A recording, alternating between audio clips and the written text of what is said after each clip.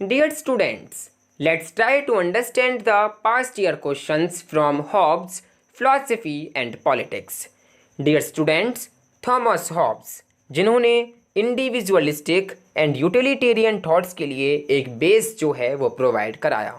आइए जानने का प्रयास करते हैं कि थॉमस हॉब्स की फिलॉसफी एंड कंसेप्शंस में से किस टाइप के क्वेश्चंस जो हैं वो पिछले 4 वर्षों के क्वेश्चन पेपर्स के अंदर पूछे गए हैं। So let's start with 2017।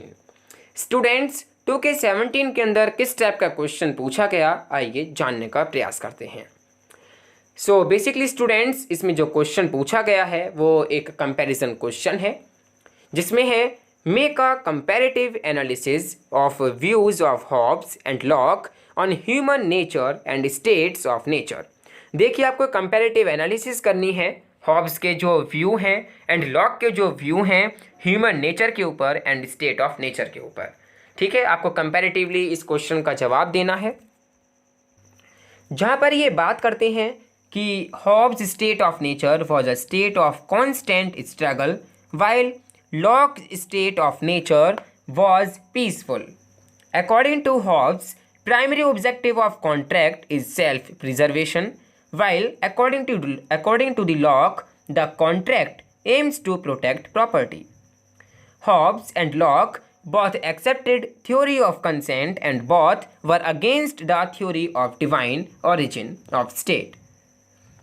But Hobbes support totalitarian governance while Locke support limited constitutional governance on the basis of right of property.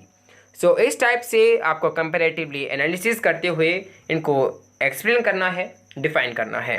Then एक नोट जो कि पूछा गया है हॉब्स ऑन सोवरेनिटी, यानी कि सोवरेनिटी पर क्या विचार हैं, क्या व्यू पॉइंट हैं हॉब्स के, वो आपको इसके अंदर डिफाइन करने हैं, आपको एक्सप्लेन करने हैं।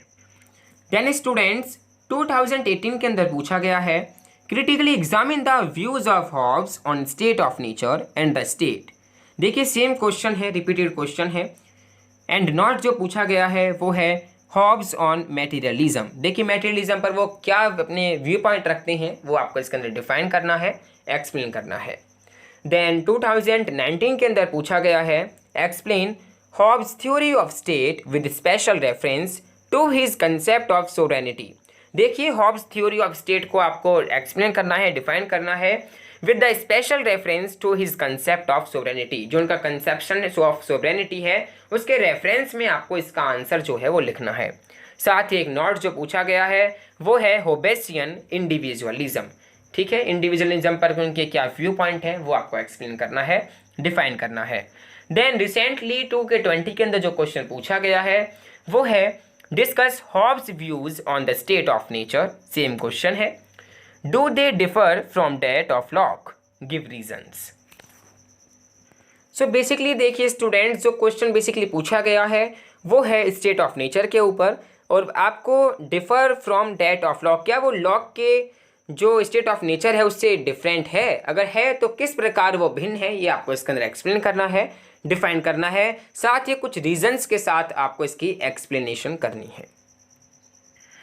सो फाइनली देखिए स्टूडेंट्स जो थॉमस हॉब्स की फिलॉसफी एंड पॉलिटिक्स के अंदर से जो क्वेश्चंस पूछे गए हैं लास्ट 4 सालों के प्रश्न पत्र के अंदर, तो उसमें जो बेसिकली टॉपिक्स पूछे गए हैं, जो टॉपिक्स उठाए गए हैं वो है Hobbes social contract theory, nature of man, state of nature, state and sovereignty and also individualism. तो इन सभी कंसेप्शंस को आपको अच्छे प्रकार से क्लियर करना है, क्योंकि इन क्वेश्चंस के अंदर इन क्वेश्चंस के अंदर इन्हीं टॉपिक्स में से जो आइडियाज़ हैं, जो इनके थॉट्स हैं वो पूछे गए हैं। कहीं पर पूछा गया है हॉब्स का मटेरियलिज्म, तो कहीं पर पूछा गया है हॉब्स का इंडिविजुअलिज्म, तो कहीं पर पूछा गया है हॉब्स के क्या विचार हैं सोवरेनिटी के ऊपर।